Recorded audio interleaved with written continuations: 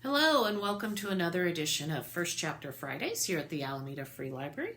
My name is Miss Virginia and today I'm going to be sharing a book with you. It's called In the Beautiful Country and it's by Jane Kuo. It's really a lovely book about an immigrant family's experience immigrating to the U.S. from Taiwan. So I'm going to read the jacket and give you a sense of what the book is about. Anna is counting the days until her family finally moves to America, the beautiful country. Even though Anna knows she'll miss her relatives and friends in Taiwan, she's excited for her new life in California. But the beautiful country is nothing like what she imagined. The family's one-bedroom apartment is much smaller than their old house. Anna's hopes for friendship are thwarted when she's taunted for the food she brings to school. The worst part is Anna's parents sunk their entire savings into a restaurant that's losing money. Anna had big dreams for her new life, but now she doesn't even know, She doesn't even know if her family will make it beyond the first year. It's a very moving story. There's a little bit of illustration in there. She is again. That's Anna. In the beautiful country. Before I start, I also want to let you know that it is available on Hoopla as an ebook as well as an audiobook. And I'm going to read you part 1. And it's also in verse. So it's a pretty quick read, but it's a very moving read. And part 1 is simply called Leaving. September 15th, 1980. Sorry, I know that's distracting. September 15th, 1980. I am leaving the only home I've ever known. I'm just not sure when. Already, Ma and I have started packing. We look at every single item and decide if it goes in the suitcase, the trash can, or the giveaway pile. Ma says, Ashi, let's not bring any toys. You're getting to be a little old for that, don't you think? I'm 10. Sometimes I still talk to my favorite doll. Sometimes I still play dress-up, but I don't say anything. Lately, Ma has 2 grooves of worry etched on her forehead, and I don't want to upset her. So I place my dolls and all my dress-up clothes in the giveaway pile, telling myself that where we're going, there will be no need to play pretend. Lucky. The week before he left, we had one last goodbye party, the living room filled with the sweet and sour smell of beer. I sat next to him as he chatted with friends, and they kept saying, "You are so lucky." It was dark out and time for bed, but I didn't want to go. I stayed with him for as long as I could. He'll be gone soon enough. A few days later, Ba left for the beautiful country, the Chinese name for America. His paperwork to immigrate was approved first, so he went by himself. That was 80 days ago. Now, Ma and I wait for our paperwork to be approved. It could take a few more weeks or months. I try not to ask Ma how much longer, because when I ask, all she says is, another week or so. She's been saying that for a while now. Collection. Day 85, Ma is collecting memories. We go to her favorite food stand and sit hunched over bowls of noodles, slurping. We stay up late scouring the night market for oysters as small as fingernails. She keeps telling me, remember. I try. I listen to the electric buzz of cicadas calling out to one another. I feel the crunch of cuttlefish and basil on my teeth. I close my eyes and concentrate on the lingering whisper of salt after eating a handful of garlicky fried peanuts. She keeps telling me I'm going to miss this place and the people, my cousins, aunts, uncles, Agong and Ama. I think she's mostly talking to herself. I don't know what it means to miss a place. This is the only place I've ever known. And right now, the only person I miss is Ba. So I hold on to an old memory. Before Ba left, I asked for one last trip to the beach, just the 3 of us. We ride the motorcycle, Ba at the very front. I'm sandwiched between my parents, my head resting on Ba's back. I'm breathing in the smell of the ocean and his familiar scent. Ma is behind me, her belly a soft pillow. I'm cocooned between the two people I love most in the world. Remember this. Nothing bad will ever happen. Everything will be all right. Too soon, not enough. She hangs up the phone and yells through our near-empty house. The paperwork's approved. There's so much to do.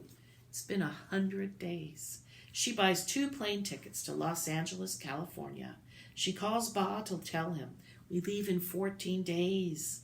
I've already waited so long, I can't decide if 14 days is too soon or not soon enough. 6 suitcases.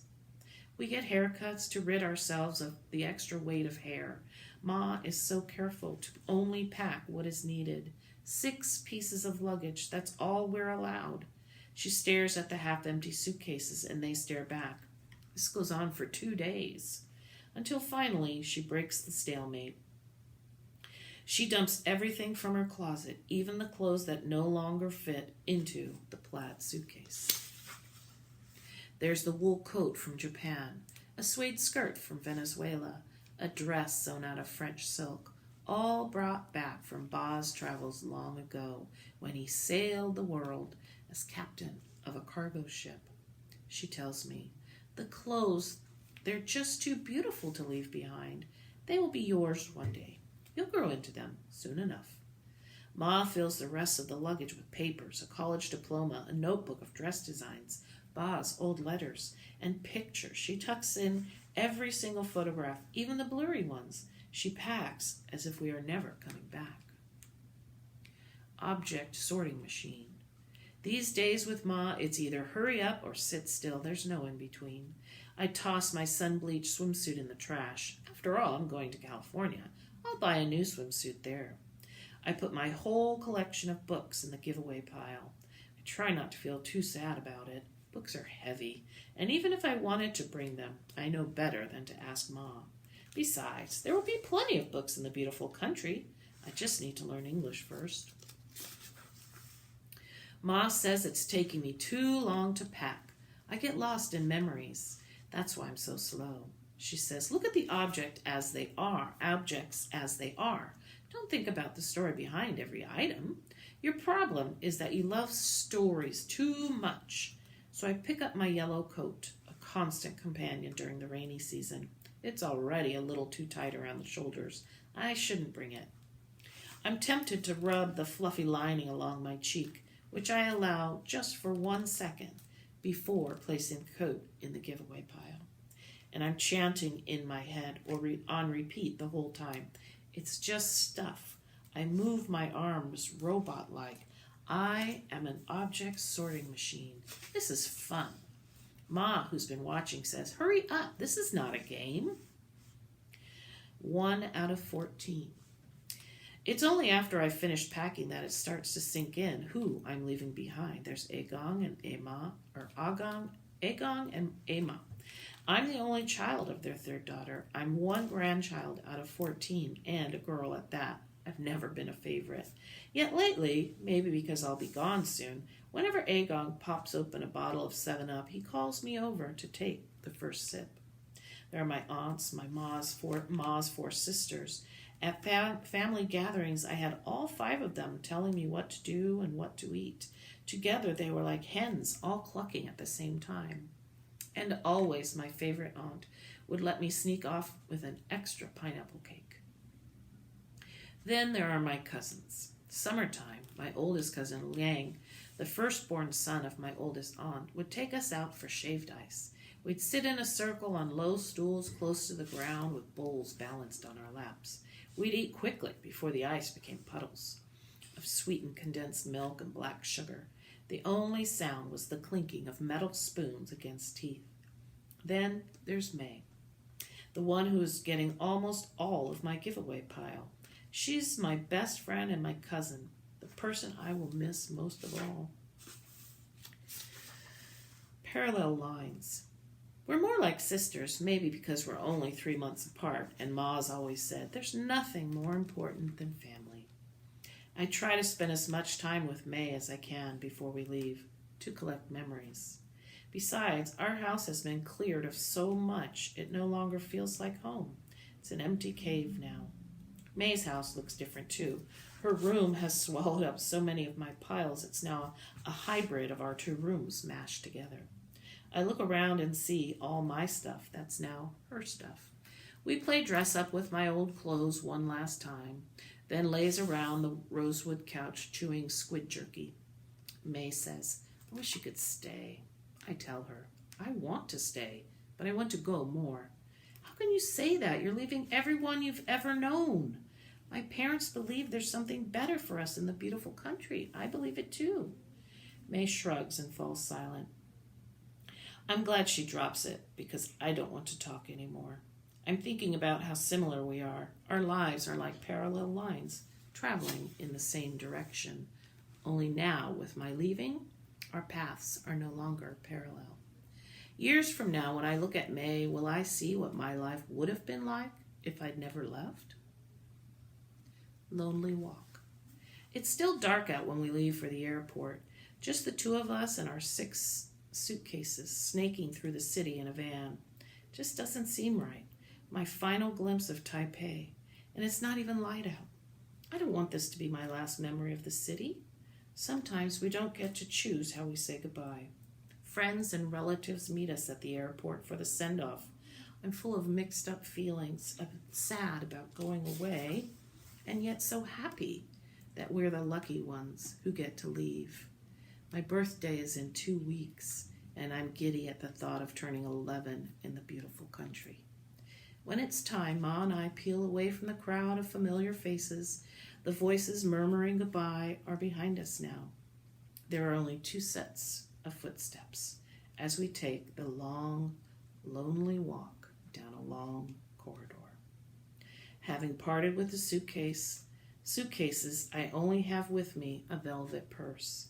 Inside there's a pencil, a notepad, scented pink lip balm. My favorite aunt, May's mother, gave me the purse last week. Ma had said no gifts, but Auntie insisted. She said, it's an early birthday present. Auntie said she wanted to give me something small and pretty, something I could carry with me so I'd always remember where I came from. After. The plane is this in-between place. I step on in Taiwan. I will step off in America. My happily ever after place. For the longest time, I've dreamed of white picket fences, avocado trees, surfers, and pizza, Cadillacs, and the Hollywood sign. But what will happily ever after look like in an apartment, or at a store, or at a school when I hardly know English? What happens after happily ever after? I don't know what happens. I just want to go home. And I realize I don't even know where home is. And I'm going to stop there. That was part 1 of In the Beautiful Country. And there's a lot more to the story. If you want to find out how Anna and her parents' journey continues in California after moving from Taiwan, I would encourage you to read this book. It's really a great read, and it really illustrates one family's immigration story and how they found life in California. It was back in 1980, but still it gives you a new perspective. So thank you so much for tuning in. And again, if you want to read this as an ebook, you certainly can on Hoopla, or as an e-audio book, listening to it, you can also find it on Hoopla. So take care, everyone, and I'll see you next time here at First Chapter Fridays. Bye-bye.